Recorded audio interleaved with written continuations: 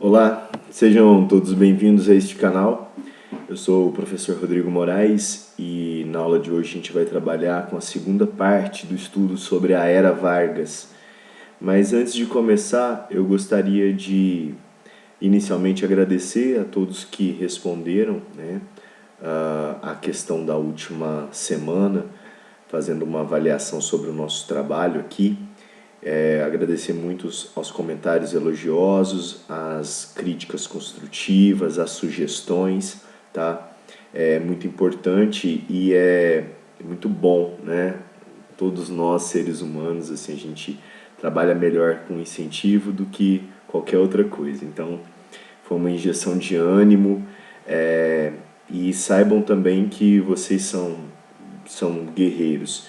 A gente fez, nós coordenadores como um todo, fizemos aqueles questionários e a gente sabe o quanto, né, é grande o número de alunos, né, com pequeno acesso ou que só tem um celular para poder trabalhar. Então, nesse sentido, eu tento fazer aqui uma aula mais breve. Hoje você vai ver que vai ficar um pouquinho mais comprido só por causa desse início aqui, tá? Mas tentando concentrar o trabalho para poder dar um retorno de qualidade, mas sem sobrecarregar vocês.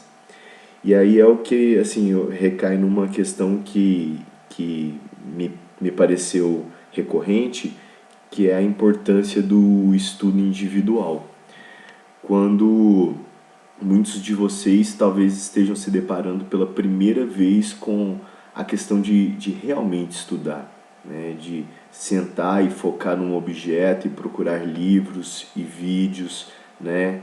Isso é estudar, né? Essa é a profissão de vocês, estudante. Não é fácil, né? Então, estão de parabéns e saibam que serão recompensados, não por mim, não pela instituição, vão ser recompensados pela vida, porque isso que vocês estão construindo vai engrandecer muito vocês, vai trazer muita riqueza de experiência para um futuro próximo em que vocês vão ter que se deparar com cada vez mais um estudo individual. Eu queria só chamar a atenção, porque alguns comentários, às vezes as pessoas não percebem, mas como que eu estou fazendo a distribuição do material no Classroom? Primeiro tópico lá eu deixo sempre o plano de ensino, ali tem tudo que nós vamos fazer nas primeiras 8 semanas de aula. Se for estender mais, eu coloco mais, mas aparentemente serão essas primeiras 8 semanas de aula, que a gente fecha um trimestre. Ali eu coloco os tópicos separados por semana, tá? Então tem a semana de aula, qual é a semana em que estamos e qual é o dia da aula. E ali material e exercícios. Essa é a forma que eu encontrei de trabalhar e que eu acredito que dá uma dinâmica. No material tem a indicação das páginas do livro e eu coloco o PDF do capítulo, né, na primeira aula do tema. Então, está na aula da semana passada, o PDF do livro, e eu faço um vídeo com o tema da semana. Alguns perguntaram de aulas online. O problema é a dificuldade que muitos têm de ter acesso, tá? Ainda é um problema grande o acesso à internet. Tá? Se isso melhorar, a gente pode aqui pensar em fazer algum encontro online, mas por enquanto nós vamos trabalhar dessa maneira. Com relação aos prazos, é importante que vocês entendam. Por que o prazo é de 24 horas? Porque todo dia vocês têm aula. Se vocês não conseguirem fazer as atividades do dia dentro do dia da aula, imagina a bola de neve que isso vira. E é por isso que nós estamos trabalhando com professores para que a carga horária seja adequada, para que você realmente consiga estudar e fazer os exercícios naquele dia. Mas problemas acontecem de N maneiras. Pode faltar internet, pode faltar energia, tem muitas questões que podem ocorrer no dia a dia. E por isso a instituição colocou mais 24 horas de tolerância para entrega. Eu, pessoalmente, eu estou deixando aberto, tá? Se você não fez alguma questão, vai lá e responda. Tá aberto. O Classroom não fecha a atividade. Você pode colocar. O que vai acontecer é que vai aparecer para mim que você fez em atraso. Quando você erra uma questão, eu não estou colocando a nota, eu deixo lá em branco e peço que você e falo, olha, você errou aqui, refaça, né, no comentário. Então você vai lá no comentário e fala assim, olha, a minha resposta é letra, sei lá, B, e justifica, entendeu? Então, se você errou, volta, lê a questão de novo, procura e coloca a sua nova letra. Se você errar de novo, eu vou falar assim, olha, ainda não é isso, vamos de novo, até que você acerte. Então, isso já é a recuperação. Então, toda atividade minha tem recuperação. E no final eu vou colocar um pouco para trabalho, um pouco para a prova, e você vai fazer todas as atividades sem perceber muitas vezes o que era prova e o que era trabalho. E vai ter oportunidade de recuperação de todas as atividades. Então, por isso, eu peço que você fique atento às suas notas que estão sendo postadas. Se você está sem a nota, é porque você errou. Vai lá que eu fiz o comentário. E eu peço um pouco de tolerância também, porque é difícil fazer os comentários e responder todo mundo rapidamente. Nem sempre é possível. São praticamente 350 alunos com os quais eu estou lidando nesse período. Não é uma desculpa, mas entendam, assim como para vocês é difícil e é novidade para a gente também, mas assim, eu não estou deixando ninguém sem resposta, tá? E no pior dos pesares, se eu não ver alguma coisa, me mande por e-mail, tá? Encaminhe um e-mail que eu respondo para vocês. E por último, por favor, né? Se você está aqui participando das aulas, se inscreva no canal e se gostar da aula, dê o seu like. É mais uma forma de incentivo, tá? Para continuar com o trabalho. Agora vamos com este cara aqui em cima, tá? Vamos continuar com a Era Vargas, a segunda parte. Eu vou tirar aqui a minha cara da tela e a gente vai ficar só com o áudio e vamos trabalhar. Bom, nessa segunda semana sobre a Era Vargas, a gente tem o quê? A gente tem um período de muitos conflitos. A gente tem um acirramento entre direita e esquerda. E lembrando que essa é uma época de uma esquerda em que o comunismo estava muito presente, verdadeiramente presente. Tá? O Partido Comunista era bem atuante, o comunismo cresce na Europa com a vitória da Revolução Russa em 1917, a União Soviética é uma realidade, tá? E o sonho do comunismo na esquerda não parece uma utopia distante. E a gente tem então no Brasil a formação da ANL, que a gente viu na última aula. Eu vou voltar aqui o slide para a gente poder acompanhar. Então a gente tem a formação aqui da ANL, que eu mostrei na última aula. Esse sujeito aqui, o Luiz Carlos Prestes, à frente, né? O objetivo é derrubar o governo, né? Fazer reforma agrária e criar um governo popular. Bom, a ANL ela é colocada na ilegalidade pelo Vargas, que percebe esse acirramento. E alguns comandos militares, primeiro em Recife, no dia 23, não, primeiro em Natal, desculpa, no dia 23 de novembro, depois em Recife, no dia 24 e no dia 27 no Rio de Janeiro, ocorrem levantes militares com essa tentativa de derrubar o governo Vargas. Mas elas são, percebam, espaçadas no tempo e no espaço. Dia 23 no Natal, dia 24 em Recife, 27 no Rio de Janeiro, comandada aqui no Rio de Janeiro pelo Prestes. Mas vários erros, eu não vou entrar aqui nos detalhes, mas assim, foram vários erros de estratégia para a montagem desse levante. Tanto que o nome que ele recebe, Intentona Comunista, Intentona é o nome dos vencedores, né, que derrubaram, o governo que sufocou esse movimento. Intentona é o quê? Uma tentativa louca, né, impensada, e que resulta, assim, que tem desdobramentos muito mais importantes do que só a prisão do Luiz Carlos Prestes e da Olga Benário. E aí eu deixei na semana passada a indicação para vocês do filme Olga, né? Então espero que já tenham visto. Se não viram ainda, vejam, tá? Assistam ao filme Olga. E os desdobramentos da intentona comunista são os piores possíveis.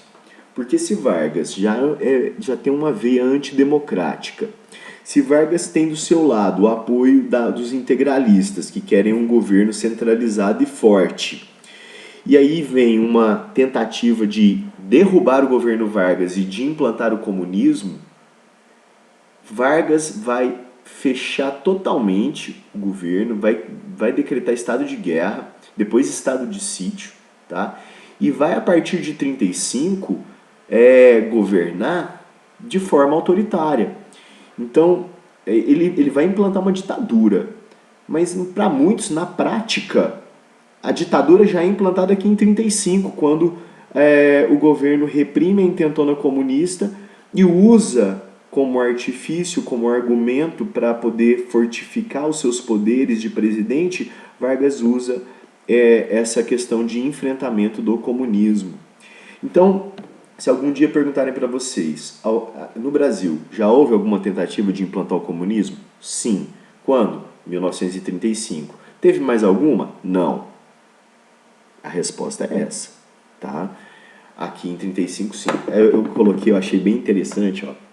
Isso aqui é um telegrama, tá? Telegrama para quem não sabe, é o e-mail de antigamente. Então, quando você queria mandar uma mensagem rápida para alguém, você mandava um telegrama, tá? Você ia no departamento de correios, não sei se vocês sabem que isso existe, né? Mas era o departamento de correios. E aí lá você escreve o que você quer e aí por código é enviado o remetente vai para o destinatário, é enviado para o destinatário e ele recebe datilografado, né? Aqui é um telegrama do Vargas para o Oswaldo Aranha, lá nos Estados Unidos, que o Oswaldo Aranha era embaixador do Brasil nos Estados Unidos nessa época, né? E o Vargas, aqui ele fala, né, que conseguiu conter com tranquilidade, né, a intentona comunista. E esse aqui, esse PT, antes que vocês se perguntem, é ponto, tá? Então ele escreve: recebi telegrama e muito agradeço tuas expressões afetuosas, ponto. Tentativa foi reprimida com presteza e energia, ponto. Todo o país está em calma, ponto. As Forças Armadas coesas em perfeita disciplina deram mais de uma vez nobre e edificante exemplo patriotismo, ponto. Afetuosas saudações de Getúlio Vargas. Na verdade, eu vou dizer, talvez isso aqui tá mais para um Twitter do que para um e-mail. Seria um Twitter particular, tá? Que o Twitter é para todo mundo, né? É público, mas não. Então esse aqui é um Twitter particular, é uma mistura de e-mail com Twitter, tá bom?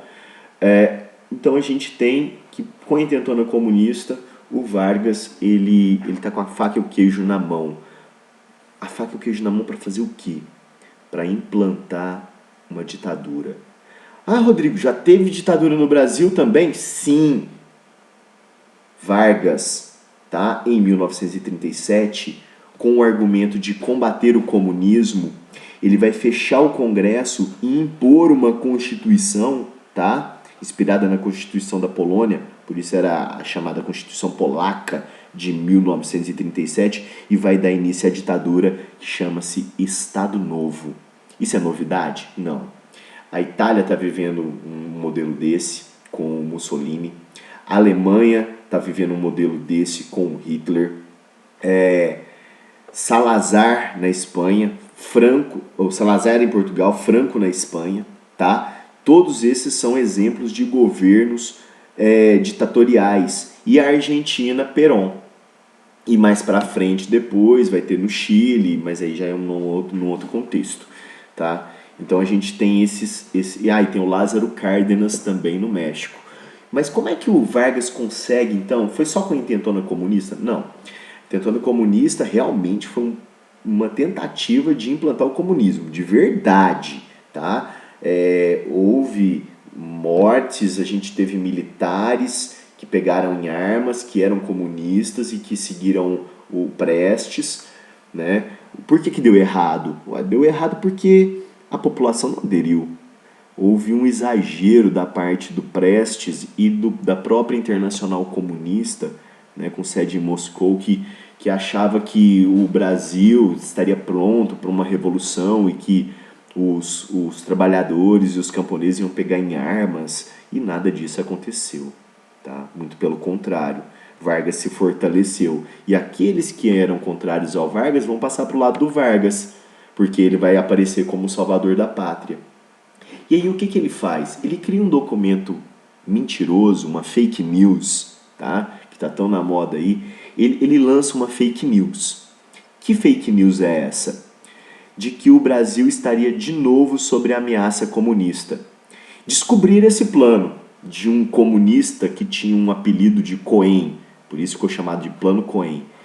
Quem que elaborou essa fake news? Quem que era o gabinete do ódio do Vargas? Eram esses caras aqui, a AIB, Ação Integralista, que aliás existe até hoje, tá? Ela foi desmantelada, refeita depois da morte do Plínio Salgado, mas ela existe até hoje, tá? Recentemente eu li uma reportagem sobre a ação dos integralistas no Brasil hoje, tá? É um movimento fascista, eles dizem que não, mas o Estado Integral é um Estado fascista. Então, a galera aqui era o gabinete do ódio do nosso Vargas. E foram eles quem criaram esse documento falso e o Vargas espalhou a fake news como se tivesse um novo plano comunista. E é por isso que ele fecha o Congresso e impõe uma nova Constituição e dá início ao período, aí sim, instaurado de uma ditadura no Brasil. Com todo o poder centralizado no presidente, os integralistas acharam que iam dividir o doce com o Vargas. Poxa, a AIB ajudou, né, a fazer o serviço sujo, sempre ajudou, sempre foi lá, né, dar pancada em trabalhador fazendo greve, perseguir comunista. E aí, quando o Vargas toma o Estado nas mãos, o que ele faz? Ele fecha a AIB. Você acha que ele vai deixar a galera da extrema direita que quer chegar ao poder, ele vai dividir o poder com essa galera? Não vai, tá? Não dividiu mesmo, fechou também a AIB, depois da AIB fazer o serviço sujo dela. O que a AIB tentou fazer? Tentou tomar o poder, foi o chamado levante integralista, e esse muito menor em proporção e em ameaça do que a intentona comunista. Mas, olha só, isso vai fortalecer ainda mais o Vargas, porque ele vai dizer, estão vendo por que é preciso um Estado forte e centralizado? Estão vendo por que é necessário o Estado novo? Porque se de um lado temos a ameaça da esquerda comunista, de outro temos a ameaça fascista de uma extrema direita. E aí ele vai fechar o poder todo nas mãos dele. E aí ele cria duas estruturas muito importantes que ajudam ele a governar. Primeiro, o DASP, que é o Departamento de Administração do Serviço Público, ou seja, censura e fiscalização do servidor público. E quem era o maior empregador do Brasil? Vargas. Né? Não é ele que está ampliando a estrutura do Estado com serviços como saúde, educação, transportes, telecomunicações, tudo isso era governamental. Tudo isso pertencia ao governo. E no final, quem é o patrão? O Vargas. E ele vai implantar então esse DASP para controlar o serviço público. E quem que não, e fora do serviço público, o trabalhador no campo, na cidade, a dona de casa, o empresário, o operário, bom, para eles, o Vargas, para todos nós, o Vargas cria um outro departamento, o DIP, o Departamento de Imprensa e Propaganda. E aqui eu quero que vocês prestem atenção, tá? Porque boa parte das questões do Enem, de vestibular, estão relacionadas com essa questão aqui. Por quê? Porque é o DIP quem vai criar toda a divulgação e propaganda favorável ao governo, tá? Um exemplo disso é um programa que existe até hoje, que é a Voz do Brasil. Na época chamava A Hora do Brasil, mas que é o programa oficial do governo no rádio. E o rádio era o grande meio de divulgação, de propagação das ideias. Não tinha televisão ainda, o cinema era mais restrito, né? Então o rádio, o rádio ele não respeita muro, né? O rádio você não precisa estar olhando para ele, basta você ouvir. E ele usou de maneira habilíssima, né? E ele era um grande orador, o Vargas, usou o rádio de uma maneira espetacular para poder criar uma imagem positiva de si mesmo. E ele usou também as escolas, tá? Criando cartilhas para os alunos que vão aprender a ler e escrever, aprendendo sobre a chamada Revolução de 30 e como Vargas salvou o Brasil. Agora, o DIP também, além de propaganda, ele tem uma função de censura. Então, todos os meios de comunicação vão passar a ser censurados pelo DIP, que não só produz, mas também regula aquilo que vai ser transmitido. Esse cartaz que a gente tem aqui é um exemplo, né, de uma comemoração do dia 1º de maio, se não me engano aqui é 1942, né, em que ele coloca, olha, as leis sociais com que o atual governo, por iniciativa própria, tem procurado amparar as classes trabalhadoras, devem constituir motivo de orgulho para os brasileiros. Prestem atenção, isso aqui já foi também questão de prova. A lei social do trabalho, as leis trabalhistas foram criadas pelo governo do Vargas por iniciativa própria? Não foi luta de trabalhador, não. Mas se é por iniciativa própria, por que só o trabalhador da cidade tem esses direitos e o do campo não tinha? Por que, senhor Vargas? É por iniciativa própria mesmo? Então, assim, a gente tem que também perceber e tentar desconstruir algumas narrativas. Agora, o Estado Novo e o governo Vargas foi importante para o Brasil demais. Ele pode querer colocar como se fosse o presente dele, né, as leis trabalhistas, como se não tivesse a luta dos trabalhadores por trás. Mas ele consolidou as leis trabalhistas. É a CLT de 43, vai ser um grande documento reunindo toda a legislação trabalhista. Descanso remunerado, férias, 13º, licença maternidade, vai criar aposentadoria, carteira de trabalho, justiça do trabalho, tá? A estabilidade no emprego depois do 10º ano. Depois de trabalhar 10 anos no mesmo lugar, você não podia ser mandado embora sem justa causa. Ele vai criar a aeronáutica, né? Opa, tem um a mais aí, ó, gente. Tá vendo? É 1941, depois eu corrijo, tá? Vai criar a aeronáutica como uma força armada independente, que a Marinha e o Exército tinham aviões, aí se cria a aeronáutica. Conselho Nacional de Petróleo, que depois vai dar origem à Petrobras, ou seja, o monopólio do petróleo. No final, vou falar um pouquinho disso aqui. Companhia Siderúrgica Nacional, porque se você quer industrializar o país, você precisa de quê? Minério. Companhia Vale do Rio Doce, né? Extrair o minério. Companhia Siderúrgica Nacional, transformar o minério em ferro e em aço. Hidrelétrica, por que hidrelétrica? Para gerar energia, para mover as máquinas. Fábrica Nacional de Motores, para criar motor de caminhão, de trator, de ônibus, né? É o famoso motor Fenemê. Então, pergunto o vô, o pai de vocês talvez seja muito novo para saber disso. Mas se perguntar aos avós aí, fala assim, vô, lembra do motor Fenemê? Era bom ou não era? Eles vão falar com saudade, né? Porque nossos avós foram criados, a maior parte deles, né? Tem uma herança do Vargas muito forte. E aí, para fechar a aula de hoje, eu queria só comentar então em relação ao petróleo, a gente ainda não vai ter Petrobras, tá? Vai ser só em 53. Por que não? Porque o governo não tinha recurso para fazer a extração do petróleo. Não tinha recurso para poder fazer a extração e o refino do petróleo. Então, o Vargas vai criar vários empecilhos, tá? E não vai deixar a empresa privada. E sabe quem que era um cara que fez prospecção e disse aqui tem petróleo e dá para explorar? Monteiro Lobato.